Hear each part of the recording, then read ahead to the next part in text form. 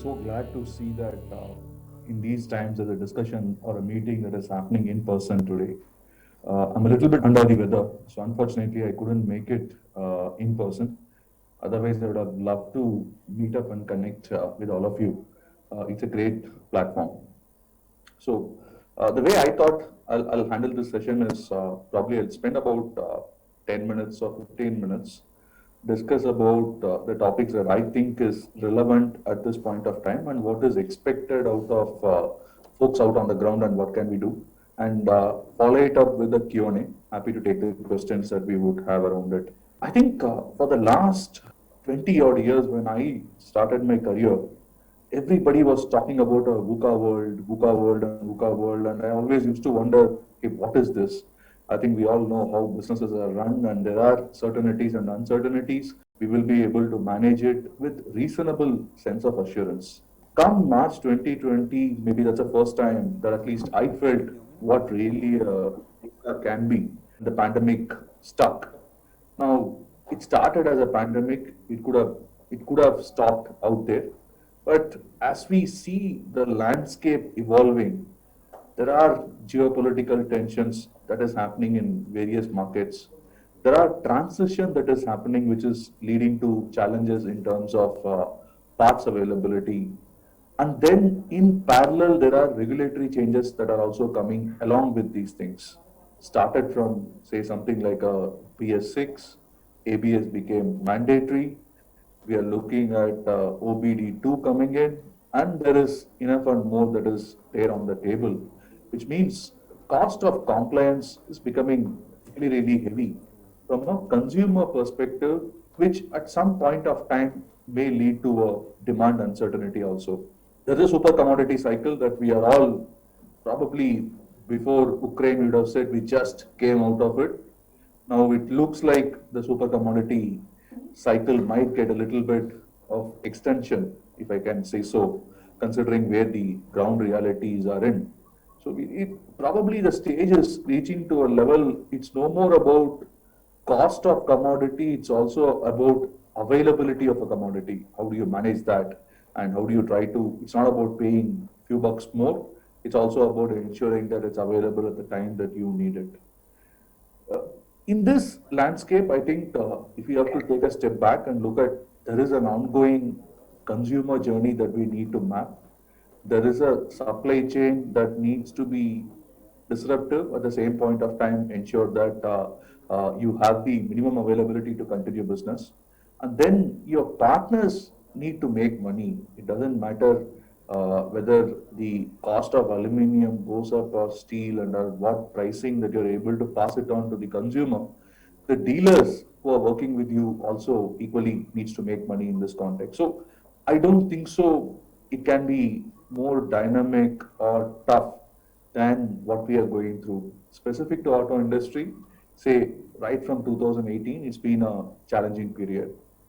Having said that, this is also a very, very resilient industry, and we have all found out our own ways in terms of coming out with this successfully. And I would also love to leave a thought where whenever we have seen any macroeconomic challenges, let's look at the 1998 cycle, or let us look at what hit us in the Great Asian Economic Crisis, etc. There is a virtuous cycle that starts after that, at least for the next 5 to 8 years. And auto industry is one of those early beneficiaries of that, and that do continue. So touch wood as we speak, I hope we reach that stage pretty soon. So that's a quick summary on here is the landscape and how are we looking at it. In parallel, I think there are business transformation which is required at this point of time. I think there are no two ways about it. I'm sure everyone would have talked enough and about the story of Kodak Films or Nokia, of what is happening. Maybe the equivalent of that is what we see in electric vehicle. I think you would have seen many countries, specific to even India, when we moved from say 3G, the 2G journey was just not there. We just skipped a generation and moved in. Technology is one such kind of a thing where it can hit and hit at a very, very fast pace. It can happen under two government makes it mandatory to go that path. We are seeing that more and more with the incentives around EV via a FAME scheme or a PLI that is coming in, and how do you want to go about it and how do you want to take it forward. So it's a reality. It's only a matter of when rather than whether. So therefore, organizations are expected to be EV ready at some point of time. Now, what is going to drive the consumer demand? Is it the total cost of ownership? Crude prices are not supporting the case in terms of fossil fuels. So is that going to play a huge role? Or it is economies of scale that a logistical industry would love to look at to fulfill the last mile demand? We need to see how does that evolve.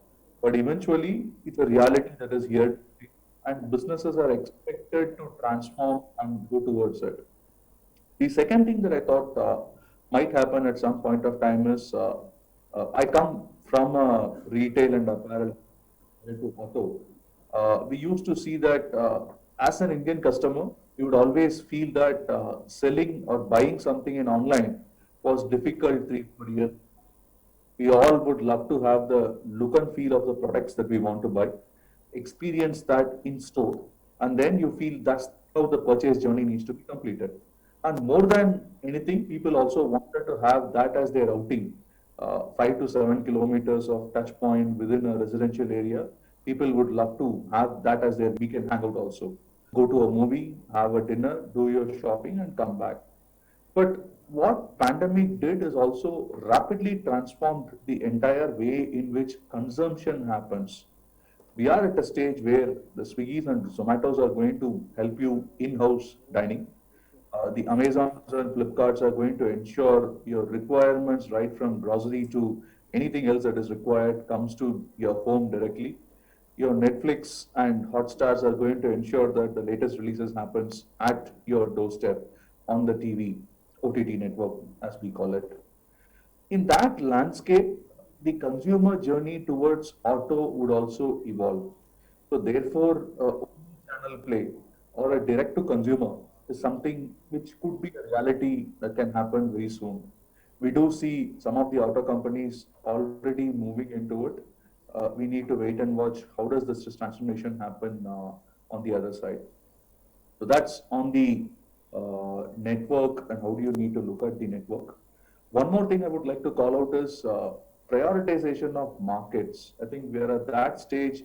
While market like India has challenges in terms of demand and the pace at which we had to handle a pandemic and come out of it, many markets outside India continues to have a robust growth potential.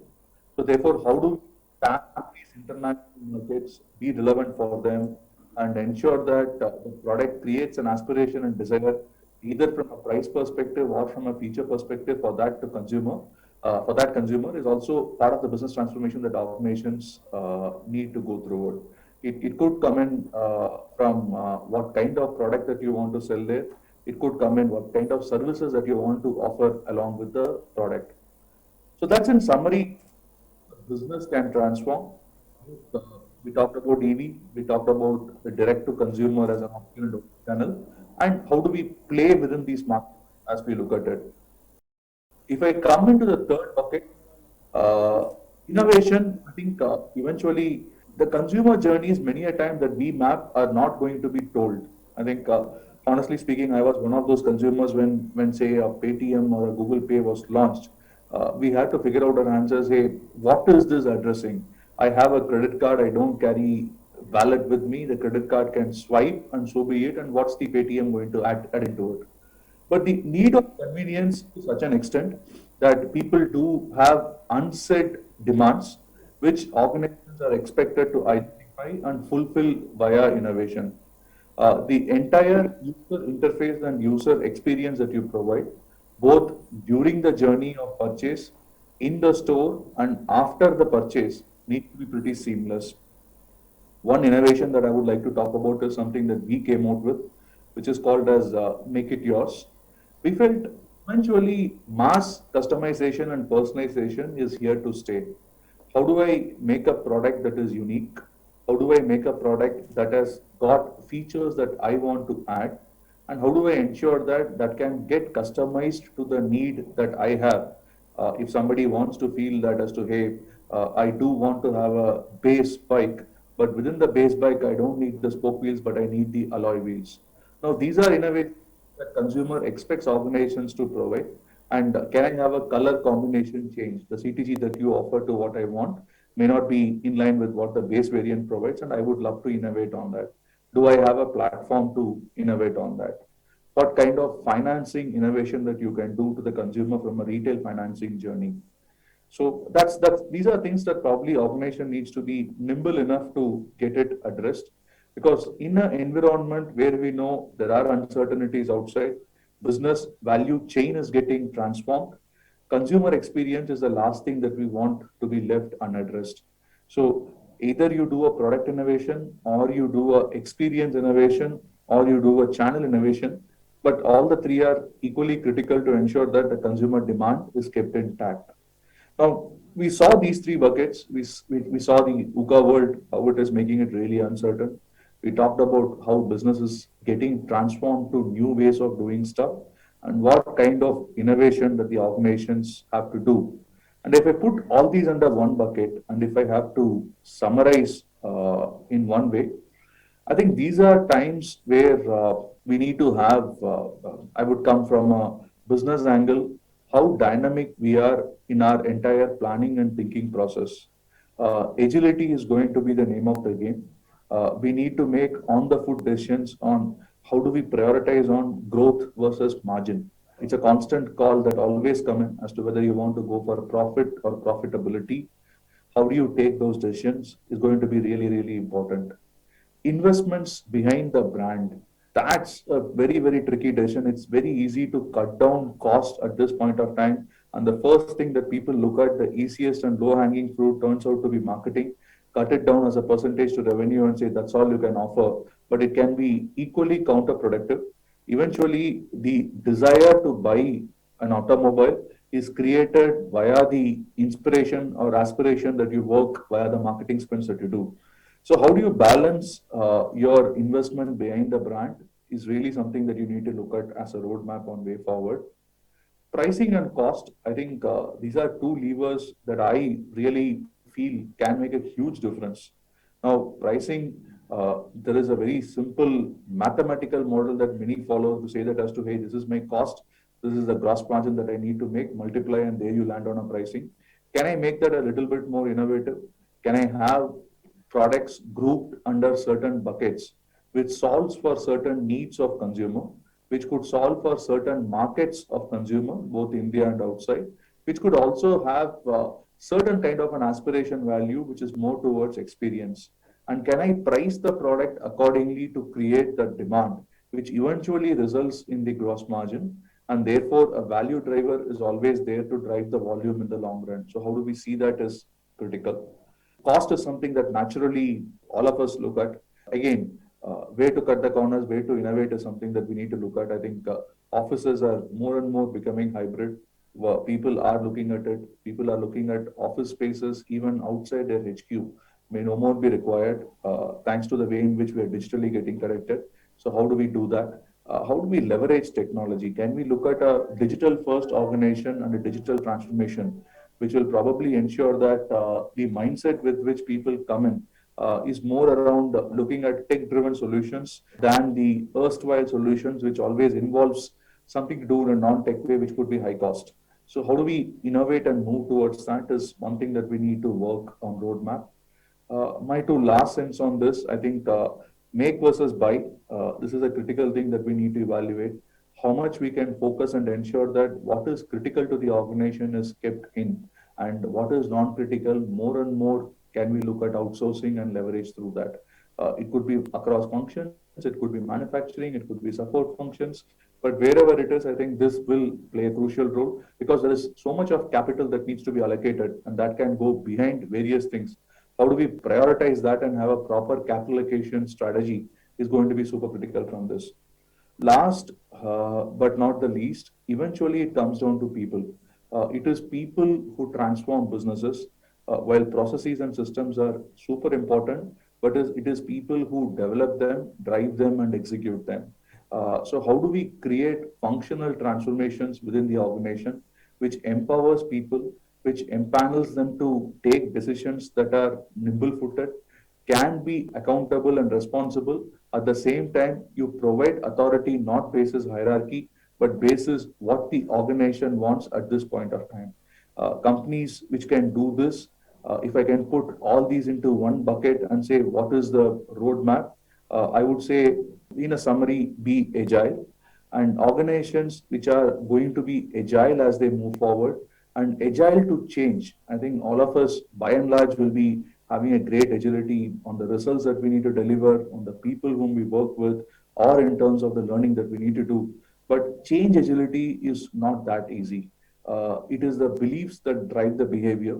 And if we can install the right beliefs, which helps us to have the change agility within ourselves, I'm sure the tough times that we have in the past is only temporary, it will go away, and all the organizations will only flourish from here to the next level.